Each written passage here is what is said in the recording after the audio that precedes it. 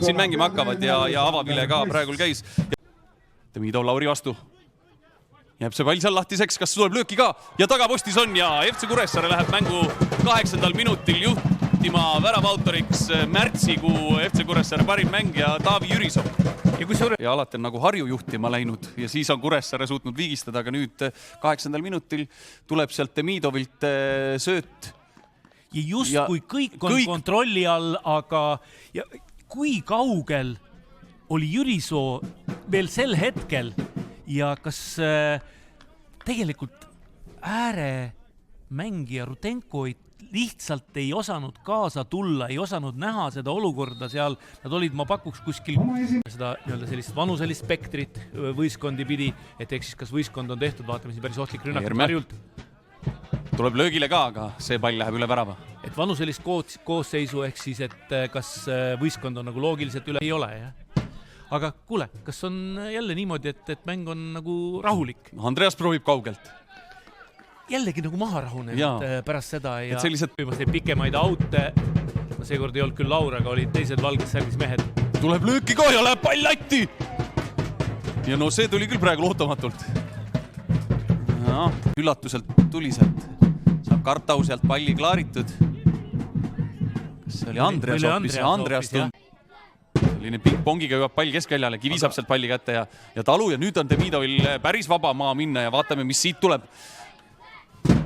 Tuleb Demidov hea hooga, selle tagant kadal mehed ja nüüd tuleb peale löök ka, aga Vainul saab sealt tõrje kirja. Aga väga ilusti läks. Lõhnad on üleval, et otseselt midagi väga konkreetset veel pole olnud. Vot nüüd küll Kaspar Laur eksib ja Talun löögi võimalus, aga põrutab selle üle. Oli üks ühele minemas, et Kivi proovib siin palli kätte saada Lauri vastu. Tuleb sealt jälle Jürisoo peale. Jürisoo surmab ilusasti ja jääb Demidovi peale. Kas sealt tuleb lööki ka? Jääb see pall lahti. Talu! Ja 2-0! No nii! No, Kuressaare teeb ajalugule esimest korda teise värava Harjule ajaloo. Ja kuna ta oli ohtlikus tsoonis, siis Kivi sai siit ilusa söödu pandud, siis Jürisoo Demidovile.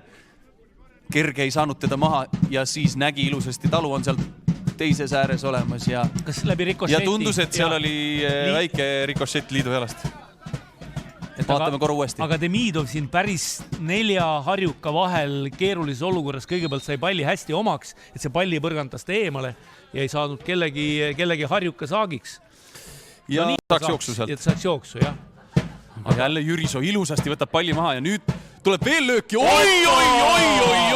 Oi, vot see oli nüüd, vot Jürisoo tähistab ka ja niimoodi peabki tähistama, kui sa sellise väärteliselt sarnasest olukorrast, millest just rääkisime. Aga see oli nüüd see, millest sai räägitud, vaata 1-1 on see Reima vastu, et siit tuleb ikkagi väga rahulikult välja sellest olukorrast. Teeb ära ja Jürisoolikut ja no see on mammu. Ütleme nii, et see oli sätitud, et kui sa seal bowlingus viskad 10, siis see oli X, kindel X, mis läks sinna ristnurka, et vaatame selle nurga alt ka ja tuleb. Ja no kukub siia täiesti. Tuleb Harjult. Ja 1 tuleb tagasi. 1 tuleb siit Harjult tagasi ja seisuks 3-1 82. minutil ja Reima on pildis millegi pärast. Tundub, et ja vaatame üle uuesti. Ja Reima täiesti üksi ja tuleb sinna 5 kasti joonele. Tegi tasa selle, kus ta 3. värava olukorras, siis laskis Jürisoo läbi ja väga-väga vabalt sinna keskele jäi. Ja kas ei oldki Jürisoo ikkagi see, kes teda pidi katma ja Jürisoo ka üksi seikles seal kriis või? Nüüd on kõik Harjumehed ikkagi Kuressaare väljaku poolel ja jääb see pall lahtiseks, aga ei saada pihta ja nüüd on 3-2. No nii. 3-2, et siit viimased minutid lähevad ikka väga teravaks. 88. minut ja tuleb siit Laurilt senderdus sinna paremale äärele. Rudenko jätkab, Ennuste lööb pallist mööda ja Kriis saab pallil ilusasti pihta ja lööb selle sinna latti alla. Ja läks Nõmme lükkama. Ja. Korralikult. Aga no Kuressaarelt saavad olema väga rasked minutid, jah. siin muidugi Harjul oli ka õnne, et see Rudenko sellest pallist mööda. Ennuste. Rudenko sealt ennustele ja ennustele ei mööda ja no Kriis, ütleme nii, et väga meisterlik värav ka tegelikult. Lõpeb 3-2 teeb Kuressaare. Väga raske võidu. Uskumatult raske võiduga esimest korda ajaloos siis FC Kuressaare Harju jalgpalliklubi Laagrit võidab. Et kui nüüd see mäng kokku... Siia on jõudnud Harju Laagri kapten Sander Oksliit, alustame kõige positiivset asjadest. Palju õnne sünnipäevaks! Suur tänu, jah! Aga no nüüd mängu juurde 3-2 täna või 2-3 kaotus siis siit Kuressaare Kunstimuusstaadionilt. Kõigepealt, kuidas ise mängu kokku võtad? No selles mõttes ma arvan, ta oli siuke nagu võitlused mäng. Täna oli nagu näha seda, aga ma arvan natuke, et mängugraafik on olnud tihe viimased nädal aega. Et tundub täna nagu meil jäi natuke siuksest energiast ja võib-olla värskusest ja värskest peast puudu, et võib-olla olime natuke nagu omadega bussis eriti alguses, et kuidagi ei toimunud asjad nii, nagu oleks tahtnud. Poole ajal olite pigem bussis, et mis seal teisel poole ajal need jutud olid, et millega välja tulla ja kuidas see Kuressaare maha murda? No jah, eks me seal, ma arvan, ergutasime üksteist ja tegime selgeks, et peame ärkama, peame selle emotsiooni üles leidma.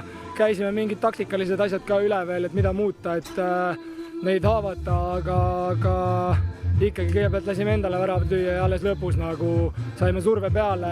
Ma arvan, eelnevalt ka meil mingisuguseid poolvõimalusi nagu tekkis, aga jah, ei suutnud neid ka ära lahendada. Et ja üldse tõmbasime ennast nagu rohkem käima, et tulla nagu puhtalt lehelt uuelt hingamiselt siia teisel poole ajale ja lõpuks siis ikkagi 2-3 täna. Kahe värava autor Taavi Jürisoo, kõigepealt palju õnne esimeste väravate puhul FC Kuressaares. Aitäh, et tulid. Ma juba, mis see 5. mäng on praegu, ma iga mäng Tammekaust tulin postisin ja iga mäng on natuke puudu jäänud ja mul on väga hea meel, et täna tuli ära. No 3-2 võit tuli lõpus väga raskelt, et võtta oma sõnadega kokku, kuidas see mäng platsi poolt tundus? Terve mäng või see lõppu? Terve, ma arvan, et teadsime, kuidas Harju tuleb mängima. Mängisime oma tugevuste peale ja kannatlikult mängime ja siis ma arvan, tulebki tulemus ka. Ainult see lõpp läks närviliseks, mida tegelikult ei tohiks väga niimoodi lasta minna, aga 3 punkti on kõige tähtsam.